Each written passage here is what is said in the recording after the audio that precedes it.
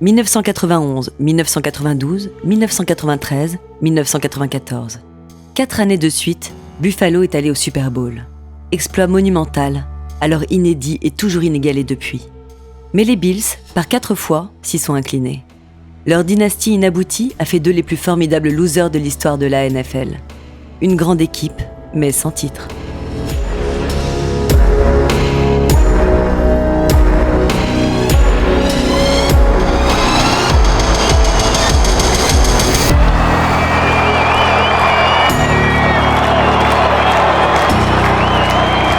Bienvenue dans les grands récits d'Eurosport.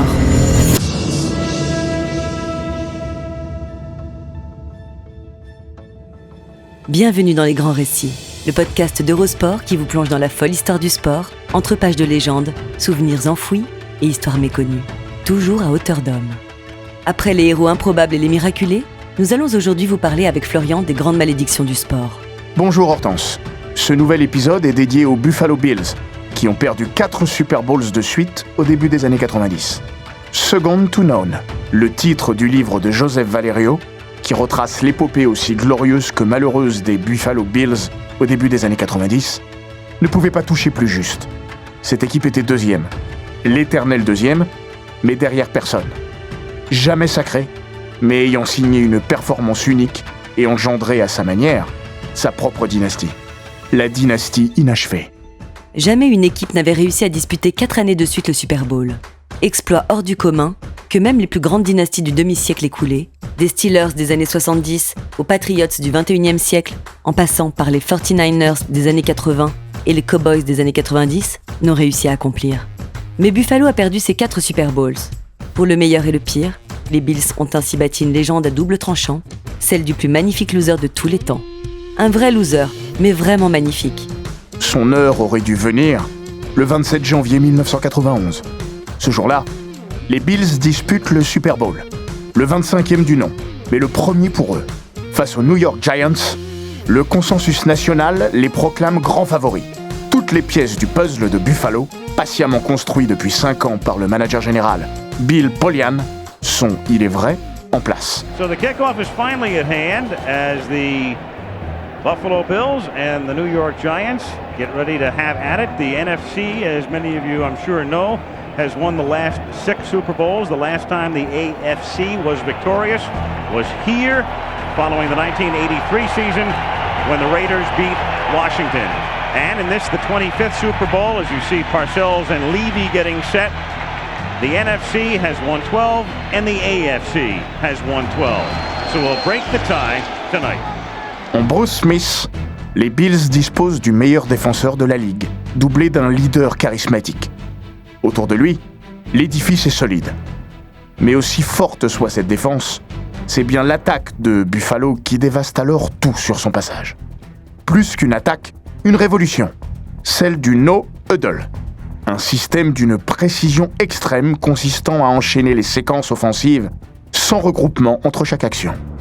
Les défenses, paniquées, n'ont pas le temps de s'adapter et sont soumises à une improvisation permanente. Mise en place par le coach Marv Levy, la soixantaine bien tassée, mais jamais à court d'une idée révolutionnaire, le no-huddle a propulsé les Bills au sommet. Si la philosophie s'est avérée efficace, c'est parce que Levy dispose des armes pour l'imposer. Le jeune running back Thurman Thomas figure déjà parmi les meilleurs à son poste. André Reed et James Lofton sont 2 receveurs de première classe. Puis, il y a le maître à jouer, Jim Kelly. Le franchise quarterback est au sommet de son art à l'aube de la trentaine. Le temps de la draft 1983, où Jim Kelly avait pleuré quand son nom avait été appelé par les Bills, semble loin. Il ne voulait pas de Buffalo. Ni la ville, ni la franchise ne l'attiraient. Il est à présent le visage fédérateur de l'une comme de l'autre, sur et en dehors du terrain. Kelly a même pris l'habitude d'organiser des repas et des fiestas dans sa propriété d'Orchard Park, invitant ses coéquipiers et des membres du club. La vedette des équipes spéciales Steve Tasker raconte dans Second to None. Un jour, Jim m'a dit de venir manger chez lui. J'aimerais bien, je lui ai répondu, mais j'ai mes parents et mon frère qui viennent. Je les ai pas vus depuis longtemps. Pas grave, m'a dit Jim. Amène-les, venez tous, ce sera sympa. Et c'est devenu une tradition. À chaque fois, tout le monde rappliquait chez Jim avec toute la famille. C'était ça, les Bills. Rapidement, on est devenu autre chose que des coéquipiers. Même en dehors de la saison, on jouait au basket ensemble, on partait en vacances ensemble, on allait au resto ensemble.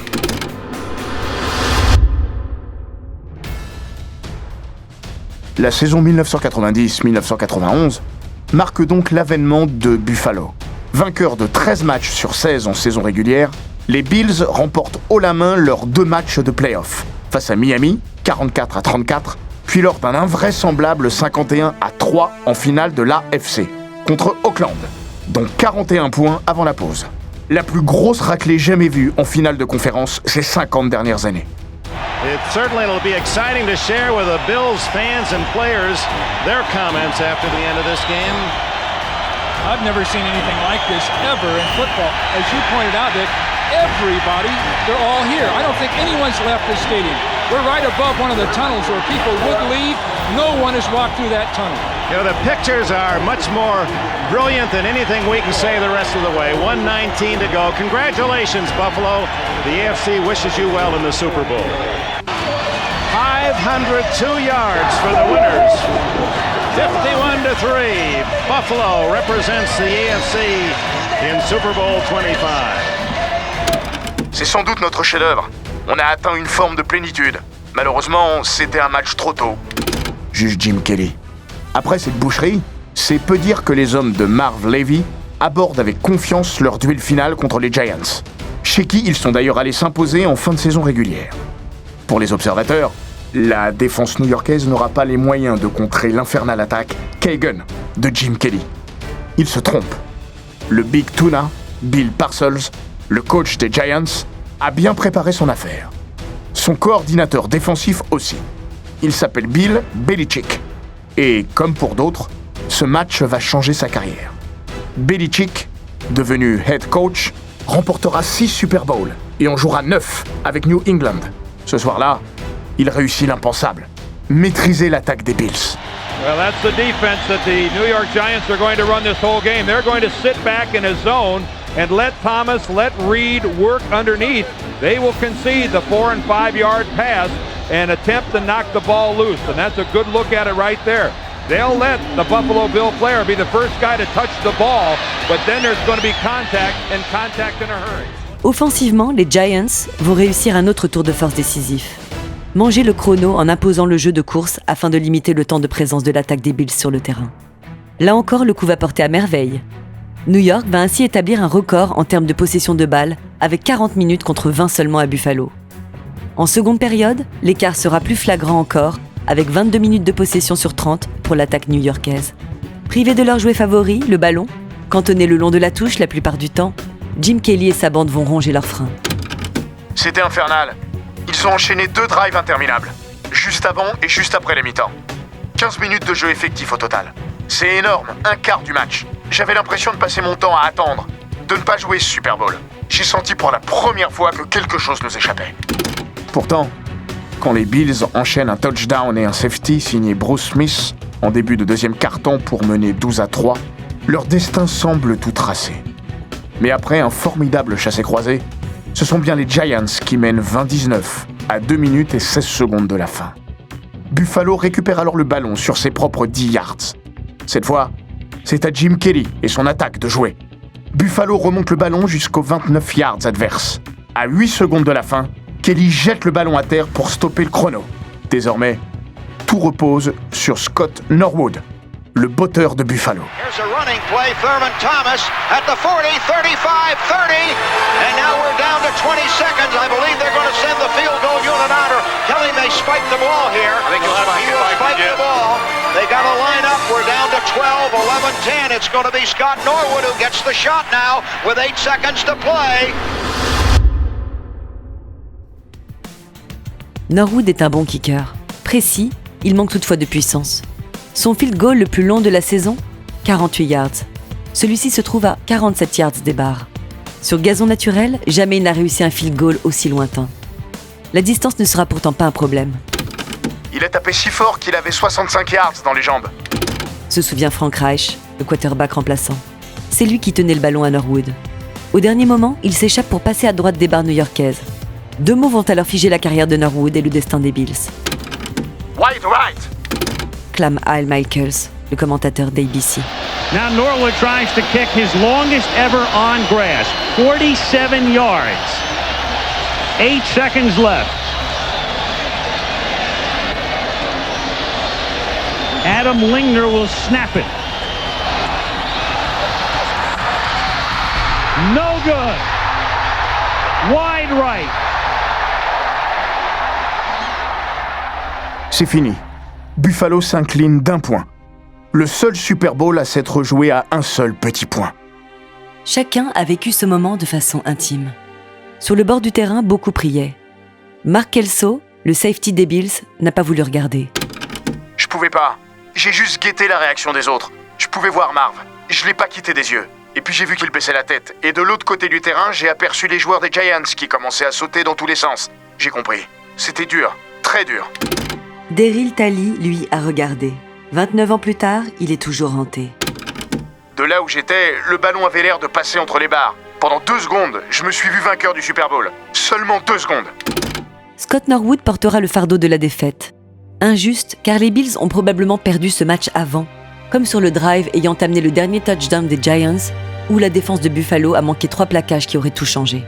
Ce Super Bowl, ils l'ont même probablement perdu avant même d'entrer sur le terrain. Pete Metzelaar se rappelle. C'était l'euphorie à Tampa. On avait l'impression que tout Buffalo s'était déplacé. Tous les jours, on passait du temps à essayer de récupérer des billets pour nos potes, nos familles. On s'est préparé sérieusement, mais sans prendre la mesure de l'événement. Au fond, peut-être qu'on était trop sûrs de nous.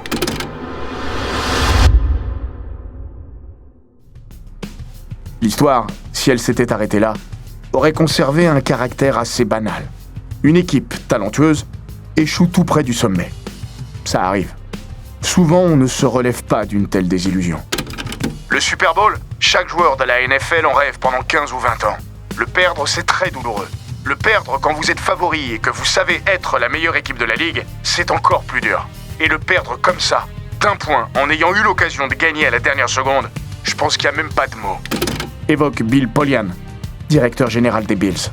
Ce qui rend unique le destin des Bills, c'est qu'ils vont se relever de cet échec. 1 fois, 2 fois, 3 fois. Crève-cœur après crève-cœur, ils vont repartir au combat. Cette équipe avait quelque chose du chevalier noir dans le film Monty Python Sacré Graal. Le roi Arthur lui coupe un bras, puis l'autre, puis les 2 jambes et enfin la tête. Mais de façon absurde, il continue de se battre encore et toujours. 3 autres échecs vont donc suivre. En 1992 d'abord, face à Washington. Là encore, les Bills étaient donnés gagnants, mais passent complètement à côté de l'événement. Un fiasco symbolisé par les malheurs de Thurman Thomas. Fidèle à son rituel, le running back a placé son casque sur la ligne des 34 yards, comme son numéro, avant le match. Mais entre la présentation des équipes, l'hymne et le toss, le quart d'heure précédant le coup d'envoi s'apparente à un tourbillon. Quelqu'un a ramassé le casque de Thomas. Panique générale. Quand le responsable des équipements chez les Bills remet enfin la main dessus, le match a déjà commencé, sans Thurman Thomas. Ayant reçu le prix MVP, élisant le meilleur joueur selon la National Football League cette saison-là, il marchait sur l'eau. Mais l'incident aura donné le ton de son Super Bowl. Il sera inexistant face aux Redskins. En 1993 et 1994, Buffalo s'inclinera à chaque fois contre Dallas. Au Rose Bowl, les Bills sont même humiliés lors du 27e Super Bowl en concédant plus de 50 points, soit 52-17. L'année suivante, ce sera le chant du cygne. Buffalo mène 13-6 à la pause face aux Cowboys, mais une perte de balle de Thurman Thomas dès le début du 3e quart-temps amène le touchdown de l'égalisation pour Dallas. Thomas hit as he takes a hand off, fumbles the ball, and here comes the Cowboys. It's Thomas Everett with one man to beat Tina, and now he's on his way. Don Beebe, the lone Bills, touchdown, Dallas!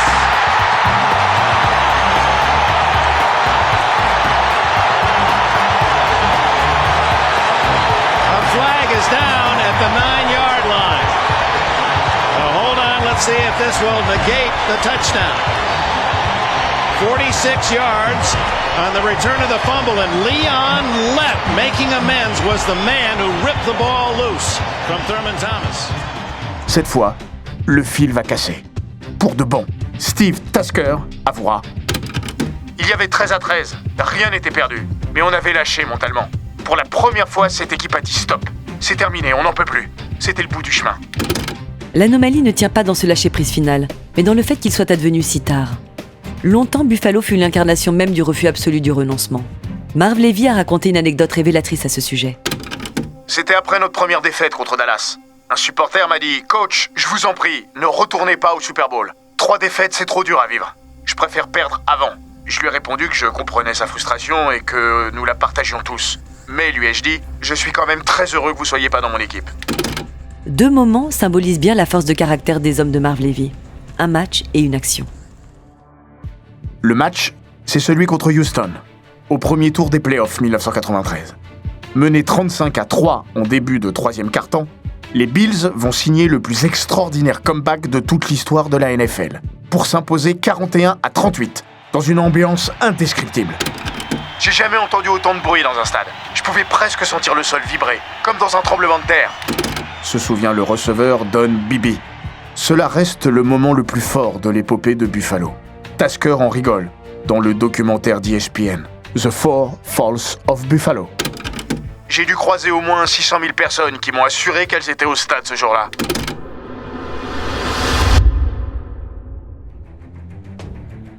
Quelques semaines plus tard, les Bills vont donc retourner au Super Bowl et exploser contre Dallas. En toute fin de match, alors que tout est déjà plié, Frank Reich, qui a suppléé Kelly, blessé, perd le ballon. Leon Lett, large gaillard de la défense de Dallas, le récupère et remonte le terrain pour aller marquer un énième touchdown. À l'approche de l'en-but, il chambre gentiment, ralentit sa course et tend le bras pour imiter son receveur vedette, Michael Irvin. Mais Lett n'a pas vu revenir Don Beebe. Après une course folle, à 1 yard de la ligne, Beebe arrache le ballon des mains de Leon Lett. I'll give you the rest of it after this play. 4th down and 6, and Wright fumbles, picked up by Leon Lett. Can he go all the way? It's a 60-yard run. He's being chased by Beebe. What's out? Did he get across? No, they are not. That's going to be a touchback to Buffalo. There's no call yet, though. He has not marked touchdown. It was knocked out of his hands and went out of bounds in the end zone, which would give it to Buffalo at the 20. Cela n'a rien changé au destin de ce Super Bowl, ni au naufrage de Buffalo, mais cela en dit long sur ce qu'était cette équipe. Après la rencontre, dans le vestiaire, les Bills sont au 36e dessous, y compris Don Beebe. Jusqu'à ce qu'arrive Ralph Wilson, le fondateur de la franchise, dont il restera le patron jusqu'à sa mort en 2015. Il m'a dit « Fils, tu m'as beaucoup appris ce soir. Merci d'avoir montré au pays tout entier ce que sont les Buffalo Bills. » D'après lui, c'est la seule fois en 5 saisons à Buffalo où Wilson est venu parler dans le vestiaire. En 4 ans, Buffalo a compilé 49 victoires en saison régulière et 9 autres en play-off. 9 victoires en play-off en 4 ans, cela reste un record. Faut-il voir le verre des Bills au 3 quarts vide ou au quart plein ? Le meilleur moyen de ne pas perdre le Super Bowl, c'est encore de ne pas y aller. Tout le monde sait à quel point il est complexe d'en jouer un, et nous avons réussi à y aller 4 fois de suite. Rappelle Marv Levy.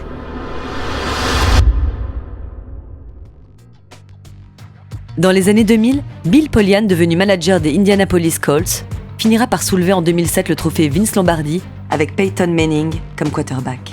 Il explique. Ce titre est arrivé après plusieurs déceptions et ce fut le seul Super Bowl de Peyton avec les Colts. Il m'a dit un jour qu'il n'arrivait pas à comprendre comment les Bills avaient pu en jouer 4 de suite. Ça lui paraissait dingue. 4 défaites de suite au Super Bowl sont-elles plus remarquables qu'une victoire sans veille ni lendemain ?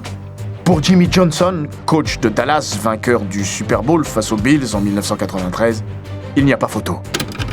C'était un beau parcours de la part des Bills, mais pas un grand parcours. Si vous ne gagnez pas le Super Bowl, ça peut pas l'être. À Buffalo, personne n'en veut pourtant aux Bills de ne jamais avoir gravi la dernière marche. Jim Kelly assure. J'ai eu que des remerciements au fil des ans. Vous savez, la crise industrielle des années 70 et 80 avait ravagé Buffalo. Notre équipe lui a redonné de la fierté. Beaucoup de gens me l'ont dit.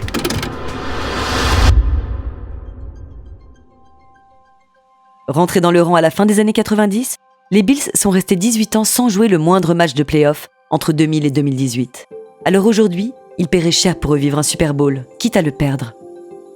Il a toujours manqué quelque chose à cette équipe. Le 27 janvier 1991 a probablement tout changé. Cette victoire-là aurait pu enclencher une des plus fabuleuses dynasties de la NFL. Après, à chaque Super Bowl, on était trop sous pression. Gagner le premier aurait peut-être modifié la suite de l'histoire. Estime Don Beebe. Quelle équipe, pourtant. Et oui, Florian, 5 de ses membres ont été intronisés au Hall of Fame. Jim Kelly, Bruce Smith, André Reed, Thurman Thomas et le coach Marv Levy. Aucun de ces bourreaux au Super Bowl, qu'il s'agisse des Giants, des Redskins ou des Cowboys, n'en ont eu plus que 3. Une forme de reconnaissance de la postérité. Mais au-delà de l'histoire sportive, c'est une aventure humaine qui demeure. Le résultat est une chose, mais au fond, le Super Bowl n'est pas un must-win. Il n'y a pas d'obligation de victoire. La Deuxième Guerre mondiale, ça c'était un must-win. Ces 4 années nous ont apporté beaucoup de bonheur et de grandes frustrations. Mais en tant que groupe d'hommes, chacun en est ressorti meilleur, je pense. Juge Marv Levy, aujourd'hui âgé de 94 ans. En octobre 2011, Kent Hull, l'ancien joueur de ligne offensive, est décédé à l'âge de 50 ans. Il fut le premier membre de cette équipe à disparaître. Bill Polian raconte. Pas un ancien joueur ne manquait à l'appel lors de son enterrement. Même ceux qui habitaient à l'autre bout du pays ou à l'étranger. C'était 20 ans après, mais je pense que rien ne les séparera jamais. Même pas la mort.